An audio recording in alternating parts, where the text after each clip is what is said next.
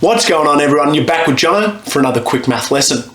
Today we're going to look at linear relationships, specifically whether or not a point occurs on a given line. This is actually a really important skill in real life. So we might have this thing that's happening, this pattern that's repeating and repeating and repeating, and we want to know in the future, does this thing actually happen? Could this thing happen?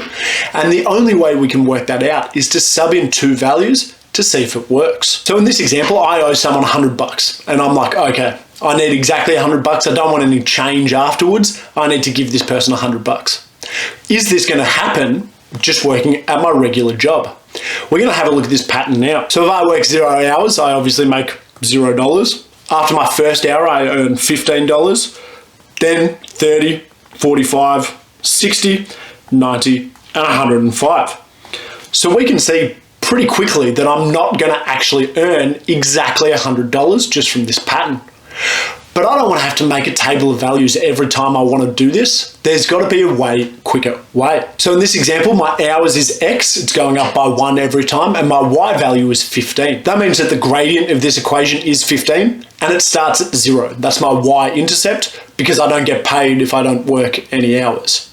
So the equation of this line is Y is equal to 15X. So the question that we asked at the start still stands. If I work 6 hours, can I make $100? So I have 6 and 100 as my X and Y variables.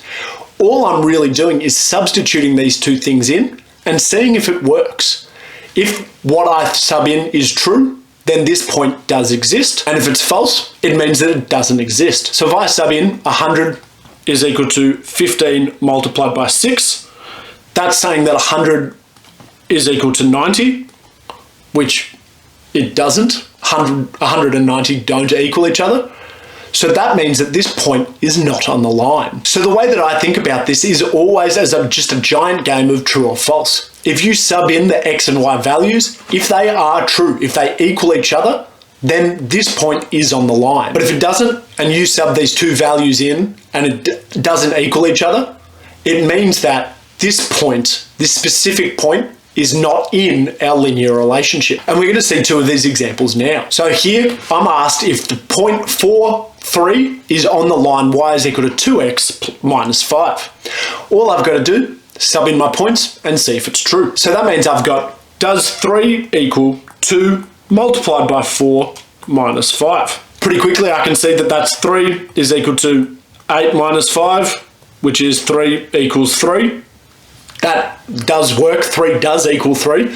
So therefore, this point, 4, 3, is on the line. You do just have to remember, at the end of one of these questions, you do have to write, this point is on the line. So therefore, on the line. And that is our whole game. If you can substitute in effectively, you're going to get these correct. One more example, we're just going to substitute these in and see if it works. So this time I've got negative a half is equal to minus 4 multiplied by minus 2 plus 3.5.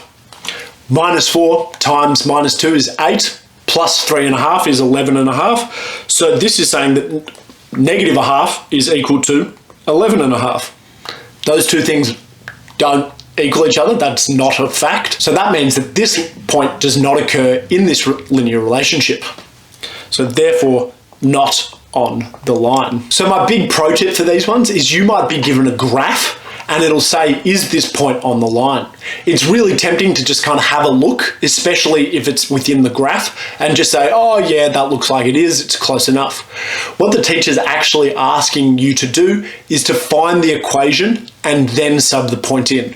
So while it might be easier just to have a guess and estimate based off the graph, I really highly recommend work out what the equation is and then sub in the point that's being asked. This will just prove to you and to your teacher that you deserve full marks. I hope you guys found this helpful, and I'll see you later.